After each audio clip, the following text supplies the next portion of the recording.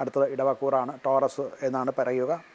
കാർത്തികയുടെ അവസാനത്തെ 3 പാദം 2, 3, 4 പാദങ്ങളും രോഹിണിയും. മകയിരത്തിൻ്റെ 1, 2 പാദങ്ങൾ ചേർന്നാണ് ഇടവക്കൂറുകാർ.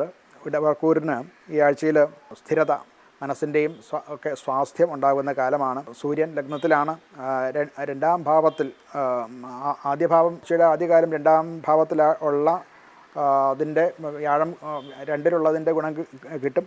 എന്നാൽ അത് ജൂൺ 2-ന് ശേഷം 3-ലേക്ക് പോകുന്നതാണ്. അങ്ങനെ വരുമ്പോൾ മറ്റ് പുതിയ ചില ആശയങ്ങളും ഒക്കെ വരികയും ഇപ്പോൾ ഉണ്ടായിരുന്ന ചില പ്രവർത്തനങ്ങളും മറ്റുമൊക്കെ ഒന്ന് ഡൈവേർട്ട് ചെയ്യുന്നത് പോകുന്നതായിട്ട് മനസ്സിലാക്കാവുന്നതാണ്.